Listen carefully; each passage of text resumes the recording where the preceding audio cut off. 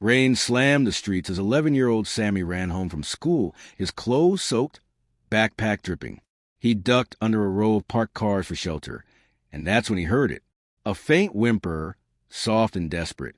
Sami crouched down and spotted a tiny, shivering puppy curled under a car tire. Its fur was soaked, body trembling, eyes wide with fear.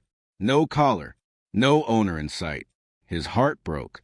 Without thinking, Sami took off his sweater, gently wrapped the puppy, and tucked it inside his backpack. The pup didn't resist. It simply curled tighter, trusting the warmth. Sami zipped it partway for air and whispered, "I've got you." He walked home through the downpour, heart pounding. He didn't know how his parents would react, but he knew one thing for sure. He couldn't leave that little life behind in the storm. That day, Sami became a hero with nothing but a backpack and a choice. Sami glanced around nervously. The street was empty. No people, no voices, just rain hammering the pavement and the distant rumble of thunder. He hesitated for a second, heart pounding. Then, without thinking twice, he knelt down beside the tiny, shivering puppy. Gently, he pulled off his wet school sweater, wrapping the pup in it as tenderly as possible. The puppy let out a faint whimper, but didn't struggle. He was too cold, too tired, or maybe just relieved to be touched kindly. Sami reached for his backpack, unzipped it all the way, and carefully slid the bundled pup inside.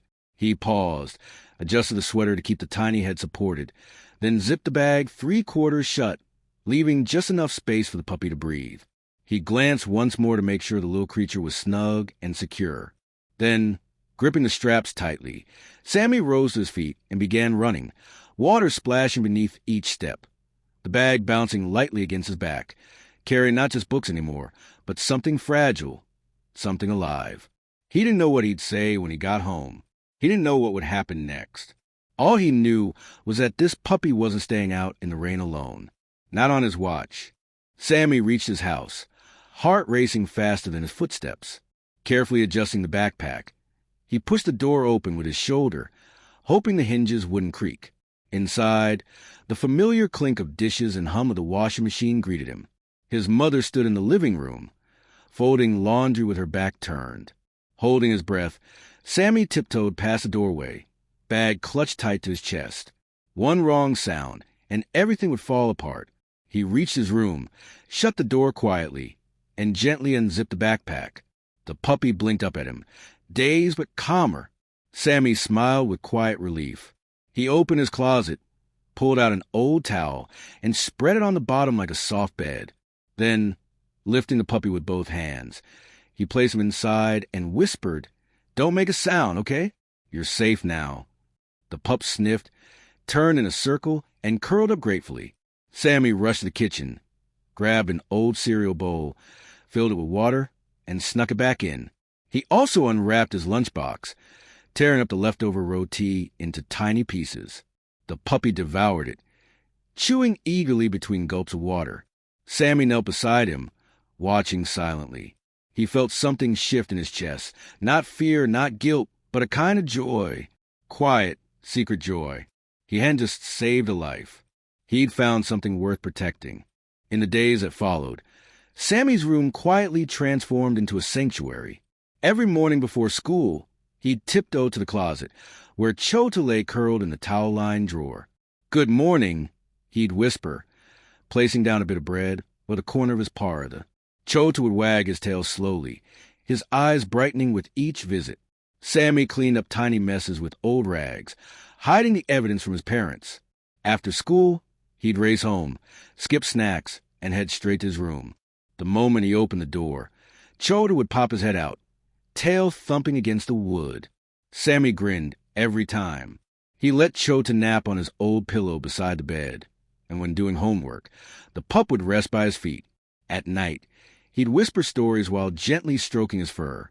Chotu began to follow Sami around the room, licking his hand or face in greeting.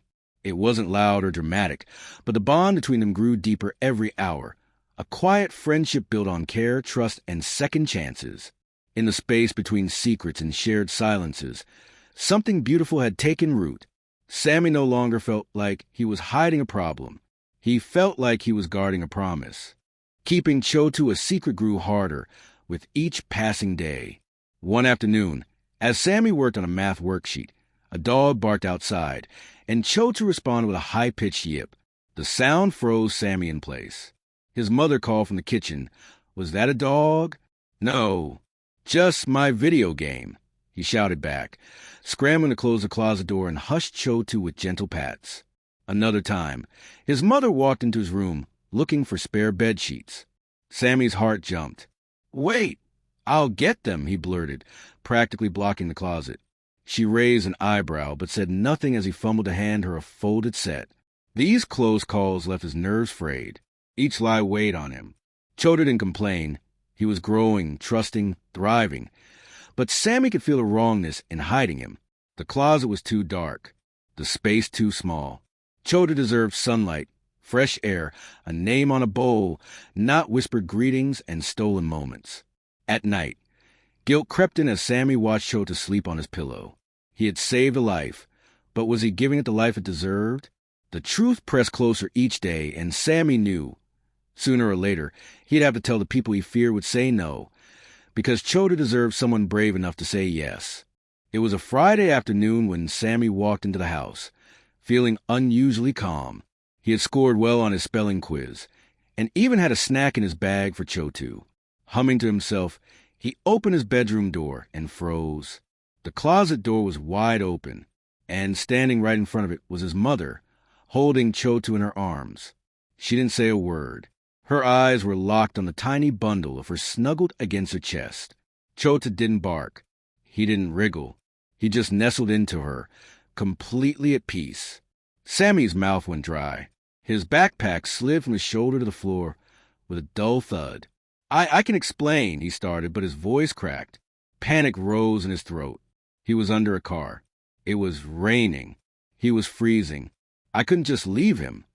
Tears welled in his eyes before he could stop them. He blinked rapidly, heart pounding. I gave him food. I cleaned up. I was going to tell you. I didn't want you to say no. His mother didn't yell. She didn't scold. She looked down at Chotu, then back at her son. The silence stretched. Sami braced for disappointment, but saw something else instead. Softness. Understanding. She cradled the puppy gently and said quietly, "Come, let's talk to your father." The silence after her words felt heavier than the storm that brought Chotu into their lives. Sami sat on the edge of his bed, watching his mother cradle the puppy like something fragile and precious. She sighed deeply, brushing her fingers through Chotu's soft fur, still processing what she just walked into. "You did a kind thing," she finally said, her voice low.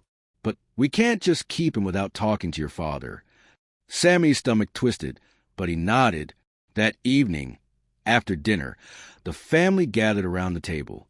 Chotu sat quietly in Sami's lap, tail thumping now and then, completely unaware that his future was being decided. Sami's father listened as his wife explained everything.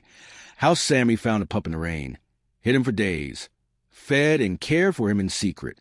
Sami spoke too, nervously, voice trembling as he made his case. "I'll take care of him. I promise. I'll wake up early, clean everything, feed him. I already do." His father looked between his son and the puppy. "A pet is a big responsibility, Sami." "I know." Another silence. Then, just as Chotu peeked his head over the table and wagged his tail, Sami's father let out a slow breath. "All right," he said. "He can stay, but only if you keep your promise." Sami smiled through watery eyes, hugging Chotu tightly. He had told the truth. He had done the right thing. And now, he had his best friend officially, ping with every joyful bound.